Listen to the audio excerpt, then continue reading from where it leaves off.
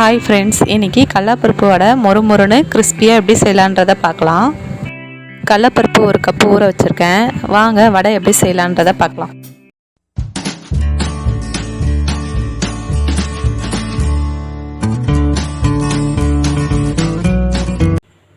கடலப்பருப்பு வடை மொறுமொறுன்னு இருக்கிறதோட ரகசியம் என்னென்னா, அரைக்கும் போது தண்ணி சேர்க்கக்கூடாது. கடலப்பருப்பு அரைக்கும் போதே நம்ம பெருஞ்சீரகத்தை கொஞ்சம் சேர்த்துக்கணும். அதை சோம்புன்னு சொல்லுவாங்க. சேர்த்து நல்லா அரைச்சி வச்சுக்கோங்க.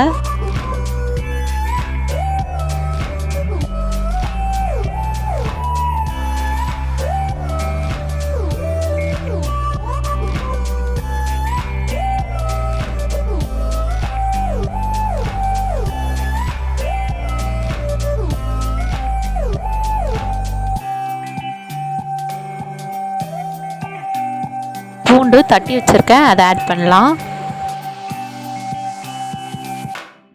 இப்போ எல்லாத்தையும் ஒன்றா சேர்த்து நம்ம பிசைஞ்சிக்கலாம். தண்ணி மட்டும் சேர்க்கக்கூடாது.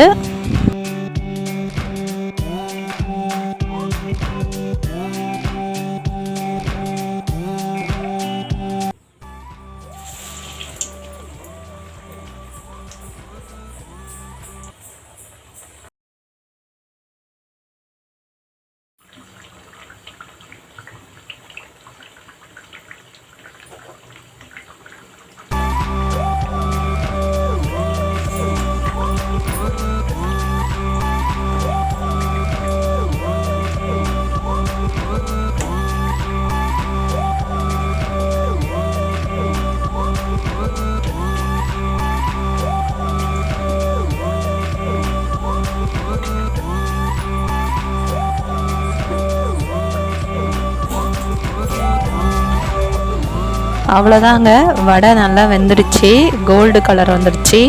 நம்ம இப்போ எடுத்துடலாம். பாருங்கள் எவ்வளோ கிறிஸ்பியாக மொறுமொறுன்னு இருக்குது. பார்க்கும் போதே உங்களுக்கு தெரியும் இது கண்டிப்பாக கிறிஸ்பியாக நல்லா மொறுமொறுன்னு சுவையாக இருக்கும்னு. நீங்களும் உங்கள் வீட்டில் இது போல் ட்ரை பண்ணி பாருங்கள். ஈவினிங் டைமில் குழந்தைங்களுக்கு இது போல் நம்ம ஃப்ரெஷ்ஷாக செஞ்சு கொடுத்தோன்னா ரொம்ப ஹெல்த்தியாக இருக்கும். இது போல் சமையலின் ரகசியத்தை தெரிஞ்சுக்கிறதுக்கு கஸ்தூரி பார்ட்னர்ஸ் சப்ஸ்கிரைப் பண்ணுங்கள். உங்கள் ஃப்ரெண்ட்ஸுக்கும் ஷேர் பண்ணுங்கள். Thank you.